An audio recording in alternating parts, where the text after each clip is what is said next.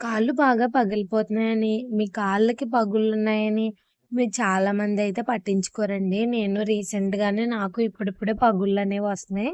నేను చూసుకోలేదండి. అనుకోకుండా నేను వాటర్‌లో ఏదో చేస్తున్నప్పుడు నాకు లైట్‌గా ఇలా సలుపులు అంటారు కదా! అలా అనిపించింది. ఏంటి ఇలా అనిపిస్తుంది అనుకుంటే నేనేదో జస్ట్ నార్మల్‌గా పగిలినాయి అనుకున్నాను. చాలా ఎక్కువగానే పగిలాయండి. అది కూడా ఇప్పుడే స్టార్ట్ అయింది. మనకి ఏదైనా సరే ఫస్ట్‌లో స్టార్ట్ అయినప్పుడే మనం వాటిని కొంచెం కేర్ అయితే చేసుకోవాలి. అందులో మన కాళ్ళనేవి చాలా ఇంపార్టెంట్ కదా! కాళ్ళ పగులుతో బాధపడే వాళ్ళు ఒకసారి వాళ్ళ బాధని మీరు అడిగి చూడండి. చాలా పెయిన్ అయితే ఉంటుంది. వాళ్ళు ఒంట్లో ఏ వేడి వస్తువులు తిన్నా దాని ప్రభావం అనేది కాళ్ళ మీద ఖచ్చితంగా అయితే పడుతుంది. ఎవరికైతే ఇప్పుడిప్పుడే కాళ్ళ పగులు లాంటి వాళ్ళైతే మీ కాళ్ళని కేర్ అయితే చేసుకోండి. ఇప్పుడైతే నేనేం చేస్తున్నాను, ఎప్పుడో ఒకసారి లైట్‌గా ట్రై చేశానండి. కానీ నేనేమి అంత పర్టిక్యులర్‌గా చేసుకోలేదు. కానీ ఇవాళ ట్రై చేద్దాం. ఫస్ట్ అయితే నేను వేడి నీళ్ళైతే పెట్టుకున్నానండి. వేడి నీళ్ళు కొంచెం గోరువెచ్చగా అలా పెట్టుకొని ఈ బ్రష్ ఉంటదండి. ఫుట్‌ది. ఇదైతే మన దగ్గరైతే రూ. 50 పడుతుందండి. బయటైతే నాకు తెలీదు కాస్ట్.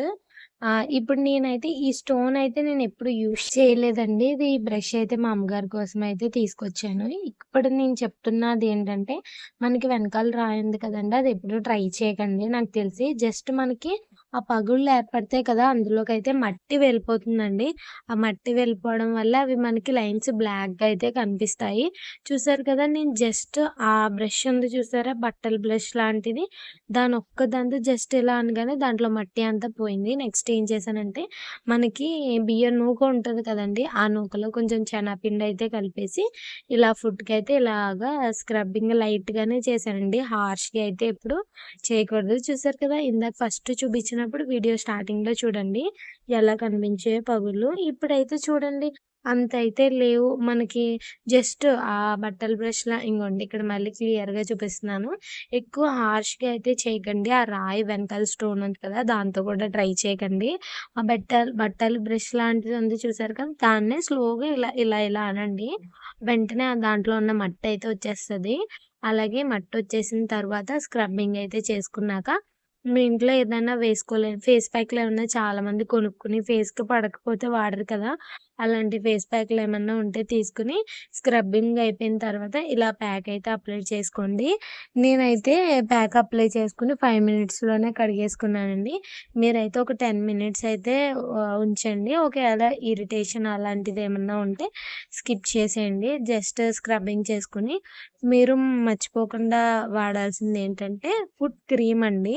క్రాక్ క్రీమ్స్ ఎలా ఉంటాయి కదా! అలాంటియి ఏమి వర్కౌట్ అవ్వవంటండి. ఒక డాక్టర్ గారి వీడియో నేను చూసినప్పుడు ఆవిడ ఒక క్రీమ్ అయితే సజెస్ట్ చేశారు. అదైతే చాలా బాగా వర్క్ అవుతుందని. వీలైతే పక్కన ఫోటో యాడ్ చేస్తానండి. ఆ క్రీమ్ అయితే మా అమ్మగారికి చాలా ఎక్కువ పగుళ్ళున్నాయి. వీలైతే మీకిక్కడ ఫోటో యాడ్ చేస్తాను చూడండి. ఆ పగుళ్ళు ఏంటంటే మేడం గారు ఏం చెప్పారంటే 2 నెలలు మనం కంటిన్యూయస్‌గా మానకుండా వాడితే చాలా బాగా వర్క్ అవుతుందని. నేను కూడా రాసుకుంటున్నానండి. నాకేమన్నా రిజల్ట్ అనిపిస్తే ఖచ్చితంగా క్రీమ్ ఫోటో అయితే నేనిక్కడ ఈ వీడియోకి మళ్ళీ థంబ్‌నెయిల్‌గా అయితే నేను పెడతాను. చెక్ చేస్తూ ఉండండి. ఎందుకంటే ఇప్పుడైతే పెట్టను. అంటే రిజల్ట్ ఉండాలి కదండీ! ఆ క్రీమ్ వర్క్ అవుతుందో లేదో. అంటే 300 అండి అదైతే కాస్ట్. కొంచెం తగ్గించి అయితే మనకిస్తారు. ఎంఆర్‌పీ అయితే 299 అలా ఉంది. ఆ క్రాక్ క్రీమ్ అనేది. ఆ క్రీమ్ అయితే నేను మా అమ్మగారు నైట్ టైమ్ అయితే రాసుకుంటున్నాం. ఇప్పటికి 3 డేస్ అయితే అయిందండి. వీడియో వచ్చేసేటప్పటికి 3 డేస్ అయితే అయిపోయింది. బానే అనిపించిందండి. అలాగే వీడియో నచ్చితే లైక్ చేయండి, షేర్ చేయండి, కామెంట్ చేయండి. ఏ ప్రాబ్లమ్‌నైనా ఫస్టే దానికి సొల్యూషన్ అనేది మనం తెలుసుకోవాలి. Thank you.